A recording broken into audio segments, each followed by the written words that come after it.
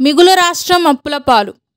కేంద్ర ప్రభుత్వం తెలంగాణకు ఏమీ చేయడం లేదని కాంగ్రెస్ పార్టీ చేసిన విమర్శలపై కేంద్ర ఆర్థిక మంత్రి నిర్మలా సీతారామన్ మండిపడ్డారు. రాష్ట్ర ప్రజల సెంటిమెంట్ను గౌరవించి విభజన చట్టంలో హామీలు నెరవేర్చినట్టు చెప్పారు. తాము ఎంతో చేసిన తర్వాత కూడా తెలంగాణ పరిస్థితి ఏమీ మారలేదని పేర్కొన్నారు. విభజన అనంతరం రెవెన్యూ మిగులు రాష్ట్రంగా ఉన్న తెలంగాణను పాలకులు అప్పుల కుప్పగా మార్చారని దుయ్యబట్టారు.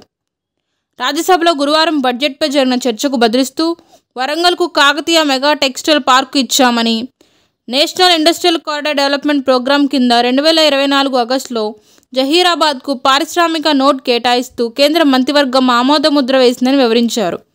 కాంగ్రెస్ సభ్యురాలు రేణుకా చౌదరి లేచి విభజన హామీలు ఏం నెరవేర్చారో చెప్పాలని ప్రశ్నించడంతో ఆర్థిక మంత్రి రాష్ట్రానికి కేంద్రం చేసిన పనులపై సుదీర్ఘంగా వివరించారు. విభజన తర్వాత రెవెన్యూ మిగులుతో ఉన్న తెలంగాణ ఇప్పుడు అప్పుల్లో మునిగిపోయింది. కేంద్ర ప్రభుత్వం ఎన్నో చేసిన తర్వాత కూడా రాష్ట్రం ఈ పరిస్థితికి వచ్చింది. నేను ఈ విషయంలో ఈ పార్టీ ఆ పార్టీ అని కాకుండా కేవలం తెలంగాణ రాష్ట్ర ప్రజలను దృష్టిలో ఉంచుకునే చెప్తున్నాను.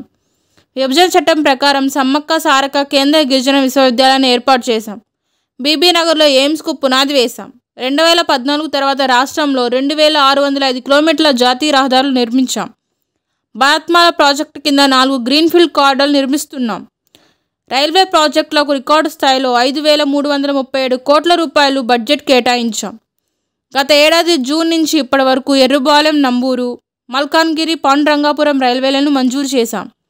2014 నుంచి రాష్ట్రంలో 753 కిలోమీటర్ల కొత్త ట్రాక్ను నిర్మించాం. 5 వందే భారత్ రైళ్లను తెలంగాణ నుంచి ప్రారంభించాం.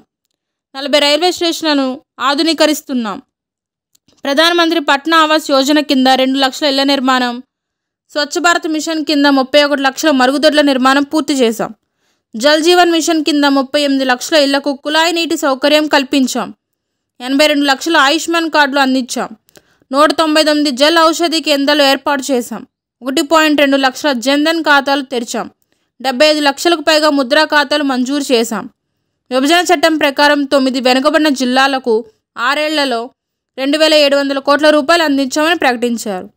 ఇందిరాగాంధీ ప్రాతినిధ్యం వహించిన మెదక్కు తొలి రైల్వే స్టేషన్ ఇచ్చిన ఘనత ప్రధానమంత్రి నరేంద్ర మోదీకే దక్కుతుంది. రామగుండం ఎరువుల కర్మాగారాన్ని పునరుద్ధరించింది కూడా ఆయనే. ప్రతిదీ చేతుల ద్వారా చూపాం అని నిర్మలా సీతారామన్ వివరించారు.